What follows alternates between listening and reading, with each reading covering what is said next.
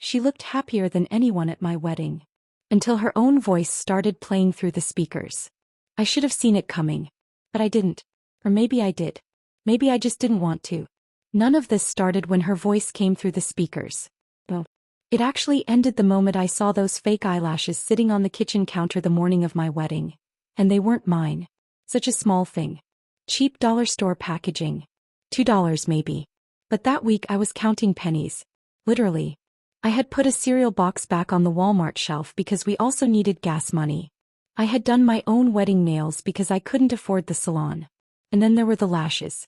Sitting beside the bathroom sink like someone had forgotten them in a hurry. "Whose are these?" I asked. Derek opened the fridge, grabbed the orange juice and shrugged. How would I know? That was it. No guilt. No panic. No explanation. Just irritation. Like I was the annoying one. He'd done this before. Not the first time. Late nights. Hidden screen turns. Random receipts. Perfume that wasn't mine. But every single time I convinced myself it was stress. Men are weird. Relationships are hard. Sometimes survival starts looking a lot like love. We lived in a small Ohio suburb where kids' bicycles sat outside every other house and the Target parking lot was always full. Moms wore leggings to school drop-offs and everyone smiled like everything was fine. Even when nobody really had money.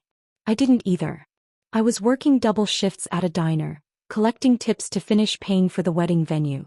My mom arranged the centerpiece flowers herself in thrift store glass jars. And him? He just kept making promises. I'm trying. Business is slow.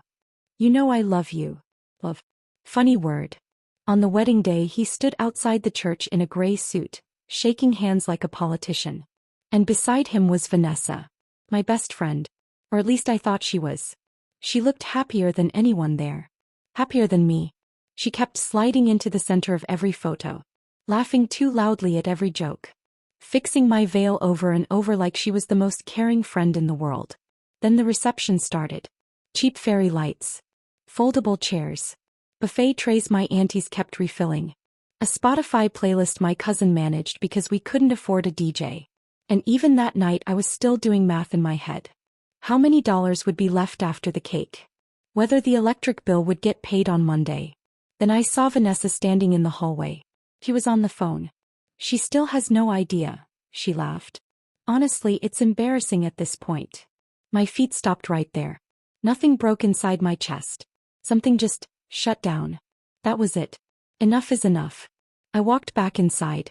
Smiled. Took pictures with people. Handed cupcakes to kids. Endured my new mother-in-law's awkward hug. And quietly made a decision. I didn't react.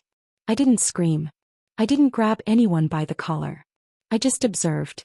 Because anger is loud. But when a person is truly exhausted, they become quiet. At the end of the night I pulled out my phone. The recording was still saved. 3 weeks earlier. Derek had been drunk. Vanessa too. They thought the call had disconnected. It hadn't. At first I almost deleted the recording. Because sometimes people hear the truth and still choose the lie. But that night, I finally decided to use it. At the reception hall speeches were happening.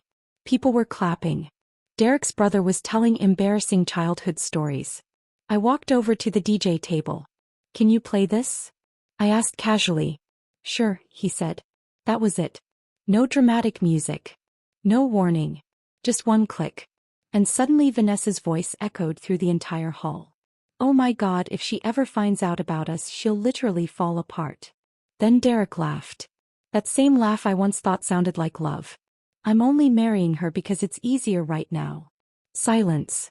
Pure silence. I had never seen so many people freeze at once. Vanessa's face went pale. Derek shot to his feet immediately.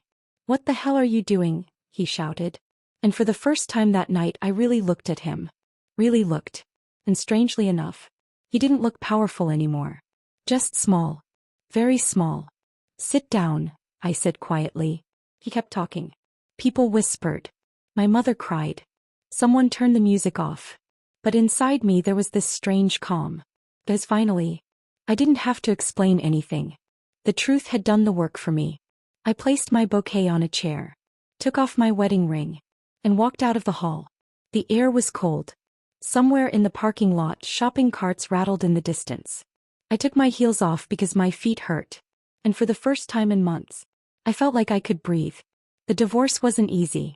The bills were still there. Rent still had to be paid. I was still exhausted all the time.